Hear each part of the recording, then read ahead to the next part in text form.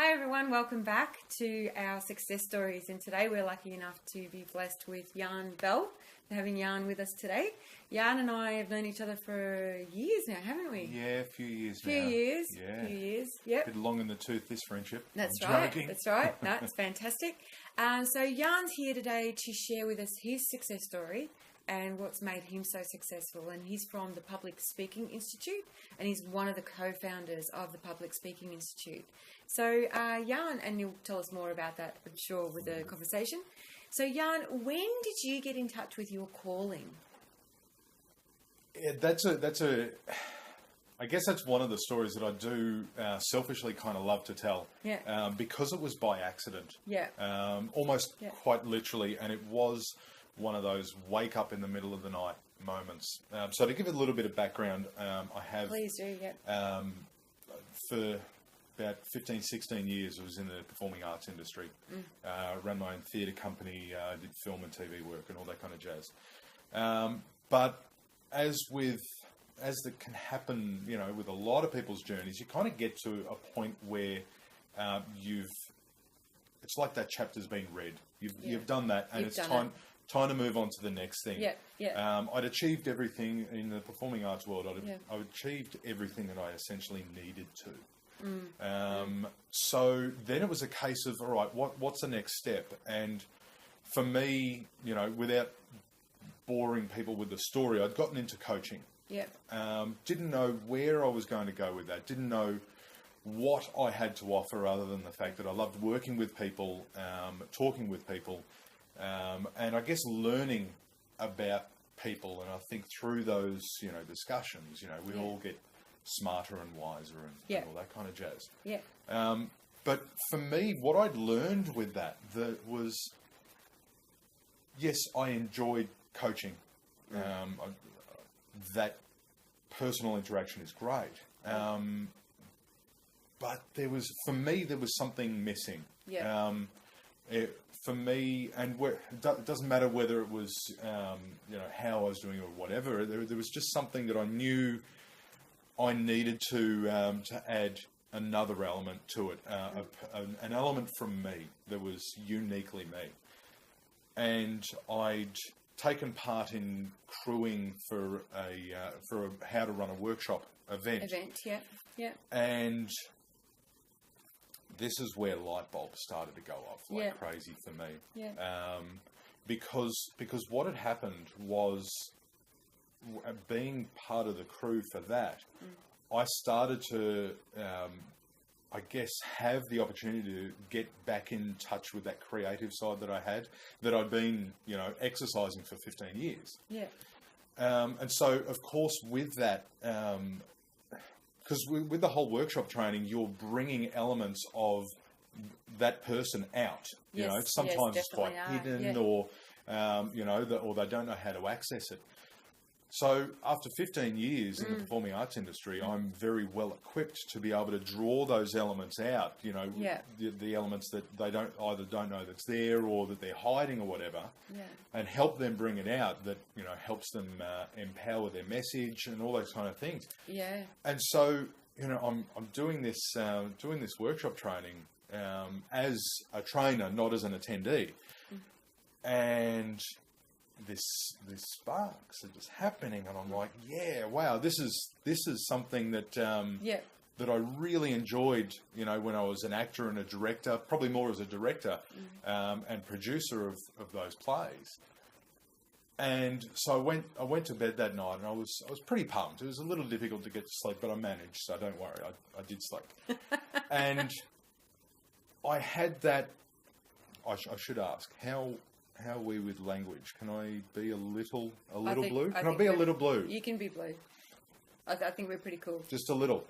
I woke up, it was 3 a.m. I woke up and I went, holy shit, that's it. That's it. That's all the swearing I'll do. I went, holy shit, that's it. And I realised that this was how I could connect my passion, where I really just got juiced up about it, with some, essentially a pathway that I could help people. Beautiful. And that was it. That was literally the waking moment. Holy shit, that's it. Yeah. And from there, I could really just see the possibilities of where I could take this, where this was going, and the journey that I was almost being taken on, as opposed to me driving it. It was just, okay, this is it, and now there's a path I've got to follow now. Yep. Yeah. So that was it, and then there were other things that happened along the way, but that was the moment. Wow. Yeah. That's brilliant. What a learning to have. Just crazy. Yeah. And I got back to sleep. Well, it took me about 5 years later. Yeah. Yeah, about 5 years later. It took me about an hour to get back to sleep, because I'm like, oh, like there's this, and I can see that, and and then there was, of course, coming up with the name, the Public Speaking Institute. That was another, wake up in the middle of the night moment, and like, that's what we do, though, isn't it? Well, yeah, and I had to go to the laptop just to check it out. You just go, oh, I wonder if anyone else has got this, and you're tapping away, and you're like, but that's like the most obvious name in the world. And so like, oh, okay, so check out another things, and it's not coming up. And I'm like, what? So then, all right, let's go and do a domain name search, for website names, what they come up with. I've typed that in. It's come up as available. I'm like, are you freaking serious? Yeah. So I'm going, okay, no worries. So I bought the name for $4. Wow. I mean, it's whatever you want to call it. Right place, right time. You were committed, and you were like, click, done. Done.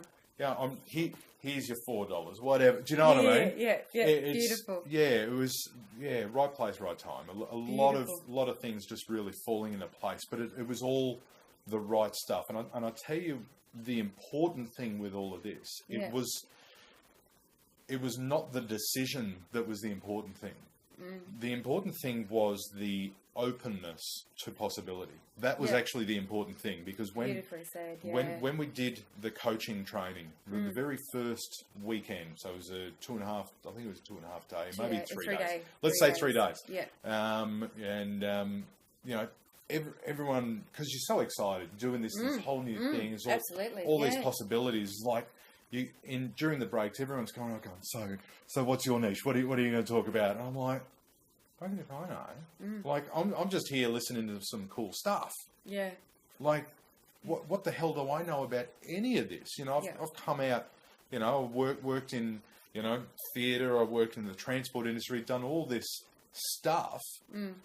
And now you're asking me if I can make some kind of decision that, like I know anything about this new stuff. I've got no idea. Yeah. That was actually one of the best strategies that I could have played. To be completely ignorant, but most importantly, to be just open with curiosity. Just to go, okay, I know I'm in a great environment here. Yeah.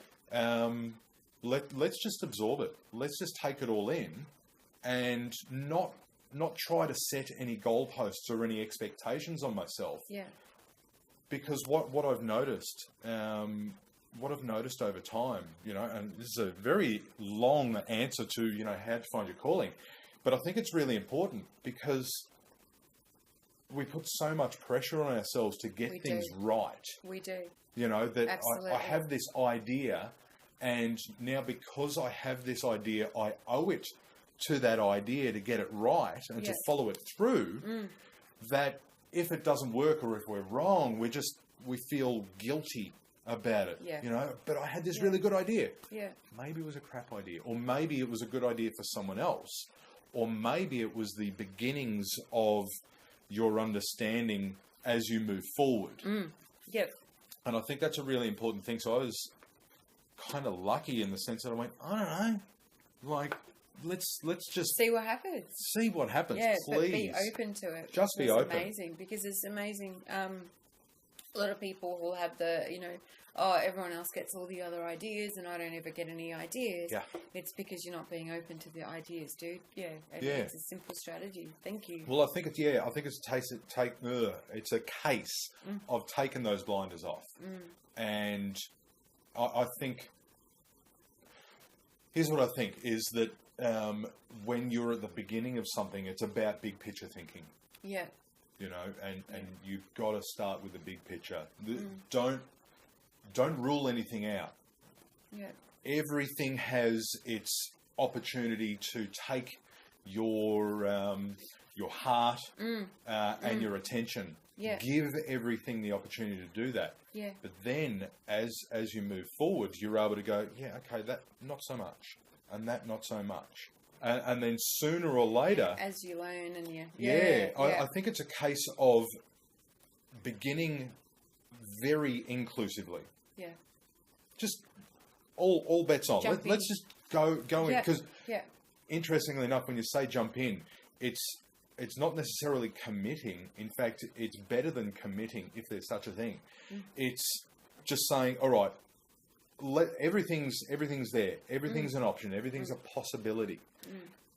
And then through time, through experience and understanding, then with that extraction, then you actually get further and further down the rabbit hole, and you start to get closer to what's closer to you, what's what has more meaning to you, and what how you can give on a greater level to others. Yeah, beautiful.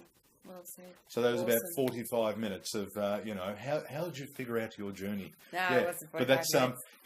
That's it. I think all of that's really important stuff. Oh, I think it's fantastic. Absolutely fantastic. And thank you for sharing. That's brilliant. Happy days.